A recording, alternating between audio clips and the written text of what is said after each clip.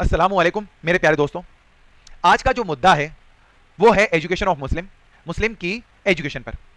मेरा नाम सैयद रिजवान है और मैं आज आप लोगों को बहुत कुछ बताने वाला हूं कि इस एजुकेशन की कमी से, मतलब ये तो पता कंफर्म है कि कमी तो है ही, इस एजुकेशन की कमी से हमारे समाज में हम लोगों की जो पोजीशन है वो कहां पे आ चुकी है। तो चलिए मैं सबसे पहले एक बात बताना चाहता हूं कि आप हुजूर सल्लल्लाहु अलैहि वसल्लम यानी कि प्रॉफिट मोहम्मद, उन पर पहली वही नाजिल हुई थी जिसका नाम था इकरा, जिसका मतलब होता है पढ़ना, जो हमारी कौम इससे बिल्कुल दूर है। ओके, अब बात आती है कि इसका मेन रीजन क्या है। क्या पैसों की कमी है? क्या समाज की वजह से हो रहा है ऐसा?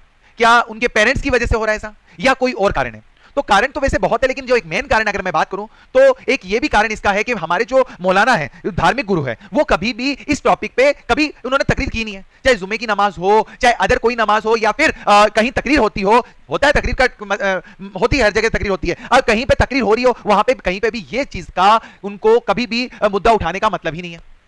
कभी नहीं उठाएंगे एजुकेशन रिलेटेड, बस हमेशा एक सुन्नी देवबंदी, सुन्नी देवबंदी, सुन्नी देवबंदी, बस उसी को ही लकीर का फकीर बनाए बैठे हैं लोग। अरे इसके अलावा भी बहुत टॉपिक है, उस पर भी जिक्र करो। कभी नहीं होगा इस पे जिक्र, ठीक है? केवल एक के मेरे करने से कुछ भी नहीं होगा, सबको मिलकर ये काम करना होगा, तभी हमारी कौम आगे बढ़ेगी। आपको पता है, मैं कभी ट्रेवल करता हूं या फिर कहीं पे भी कहीं नए फ्रेंड से मिलता हूं तो वो लोग मुझे पता क्या बोलते हैं कि यार रिजवान, यार आप इतना मतलब अच्छा मतलब एजुकेशन है आपके पास में, इतनी एजुकेशन मुस्लिम्स में भी इतने लोग पढ़ते हैं, तो वहां पे क्या मैं सीना चौड़ा करके खुश हो जाऊं? लेकिन नहीं, मुझे बुरा लगता है कि मेरी कौम की बदनामी हो रही है इसके अंदर। मेरी तो तारीफ हो रही है लेकिन मेरी कौम की बदनामी हो रही है। मेरी एक तारीफ से लेकिन मेरी कौम की बदनामी वो ज्यादा मैटर करती है। तो ये चीज हमें सबको मिलकर सुधारनी होगी।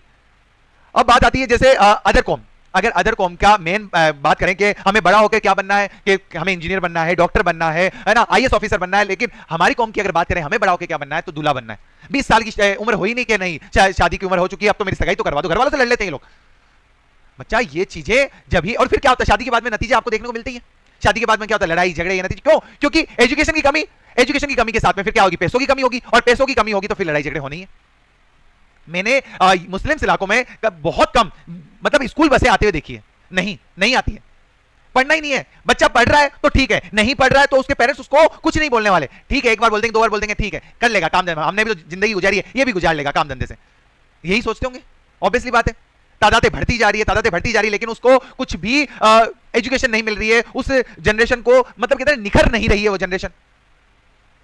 अब मैं एक बात मौलानाओं से सबसे करूंगा कि प्लीज रिक्वेस्ट है कि एक मुद्दे पर बात करना छोड़ दीजिए, देवबंदी सुन्नी देवबंदी पर बात करना छोड़ दीजिए, और इसके अलावा एक टॉपिक ये एजुकेशन बहुत बड़ा टॉपिक है, इस पर भी आने दीजिए बातों को। जब कोई सीखेंगे, स्टार्ट होंगे बच्चे, स्कूल जाना स्टार्ट होंगे, और यहां पर आप लोग जो देखते हो कि चंदा लेने जाते हो हर मस्जिद से, उस घर में जा रहे हो, उस घर में जा रहे हो, कभी ये भी पूछ लिया करो कि आपके घर में जो बच्चे हैं वो स्कूल जा रहे हैं या नहीं जा रहे। हर घर घर में जाके चंदा तो लेके आओगे, लेकिन ये भी तो पूछ लो कि उस घर में से बच्चे स्कूल जा रहे हैं या नहीं जा रहे, वो भी तो आपका फर्ज बनता है। और एक और बात, एक लास्ट बात और करूंगा मैं बच्चों, कि बात होती है मुस्लिम्स की, कि हिंदुस्तानी जो है वो मुस्लिम से परेशान है। नहीं बच्चों, हिंदुस्तानी मुस्लिम से परेशान नहीं है। हिंदुस्तानी और अदर कोई भी वो मुस्लिम से नहीं, जाहिल मुस्लिम से परेशान है। आज हमसे कोई परेशान नहीं है, सब खुशी से बात करते हैं, अच्छी बात करते हैं, लेकिन जाहिल मुस्लिम से परेशान है। तो ये जाहलत हमें खत्म करनी होगी, और ये खत्म करने के लिए आप मतलब हमें स्टार्टिंग करने के लिए हमारे बच्चे जो है स्कूल जाना स्टार्ट हुए, नहीं हो जाते हैं तो भेजो, जबरदस्ती भेजो, लेकिन भेजो उनको स्कूल।